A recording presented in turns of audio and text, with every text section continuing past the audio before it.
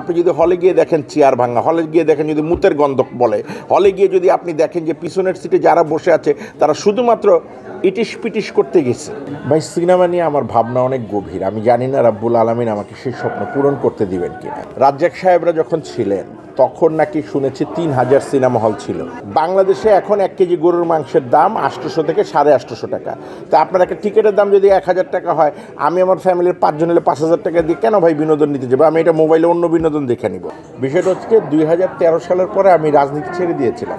কারণ আপনারা জানেন যে বাংলাদেশের রাজনৈতিক পরিবেশটা এখন এমন হয়ে গেছে, শিল্পীদের আসলে রাজনীতি করার জায়গাটা নাই।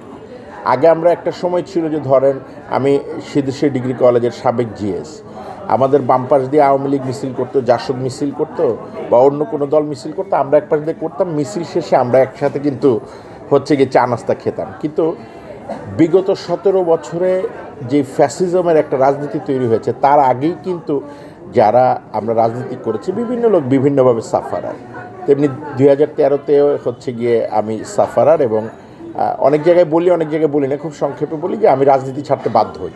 সোজা বিষয়টা হচ্ছে এটা। কিন্তু বর্তমান সময় যখন আবার মানে পরিবেশটা পরিবর্তন হয়েছে, যারা আমার আগের সহকর্মী ছিল, বন্ধুবান্ধব ছিল, তো তাদের ভালোবাসায় আসলে চলে যেতে হয়। ভাই, সিনেমা নিয়ে আমার ভাবনা অনেক গভীর। আমি জানি না রাব্বুল আলামিন আমাকে সেই স্বপ্ন পূরণ করতে দিবেন কিনা। আমি বিগত সরকারের আমল থেকে একটি ধরেন কি বলা চলে, স্লোগান বলেন বা যাই বলেন না কেন, আমি প্রপার বাংলাটা খুঁজে পাচ্ছি না, চালু করার চেষ্টা করছি।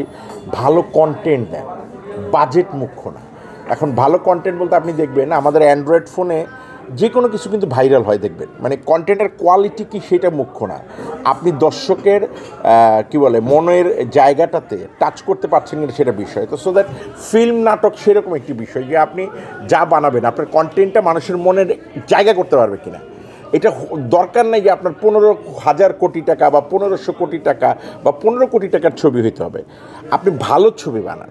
আপনি দেখবেন একটা সময় কলকাতায় অনেক সুন্দর সুন্দর পারিবারিক গল্পের ছবি হতো এবং সেই ছবিগুলো কিন্তু মানুষের হৃদয়ে দাগ কাটতো। সেই ছবিগুলোর গান যেটা অনেকেই আমরা ছোটোবেলায় শুনে বড় হয়েছি, কিন্তু সেইগুলো কিন্তু ছবি, কিন্তু মারদাঙ্গা ধুমধারাক্কা ছবিগুলো যে ছবি বলবো না, তারগুলো বাণিজ্যিক ছবি, কিন্তু ছবি কিন্তু সব ধরনেরই ছবি। সো দ্যাট আমি ওই আন্দোলনটাই যাচ্ছি যে বাজেট যাই হোক, আপনি একটা ভালো কন্টেন্ট বানান, একটা ভালো গল্প বানান, আপনার এখানে যারা অভিনয় করবে তারা যেন অভিনয় জানে, এই প্রচেষ্টাই চালিয়ে যাচ্ছি।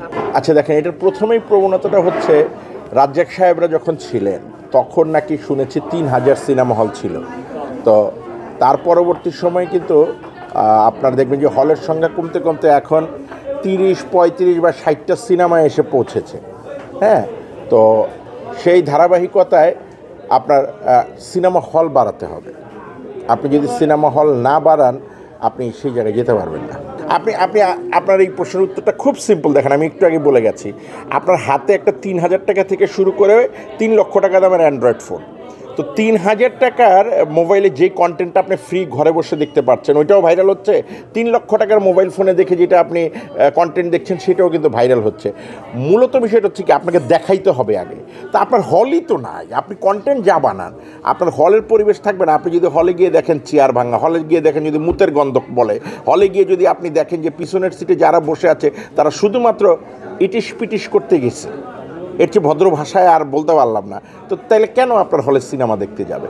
আপনাকে দেখেন আবার সিনেপ্লেক্স আপনি কেন যাবেন?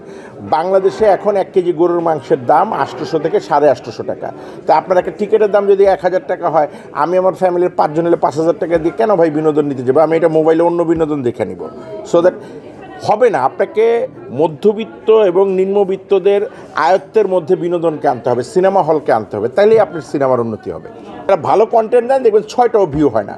তাহলে কী করবে যারা এই কন্টেন্ট সংগ্রহ করেন আপনারা, বা যারা কন্টেন্ট বানায়, এরা তখন চিন্তা করে আচ্ছা একটু নেগেটিভ হলে যদি প্রচারণা হয়, ওদের 2-4টা ভিডিও নিলে যদি আমার ভিউ হয়, তাহলে সমস্যা কী?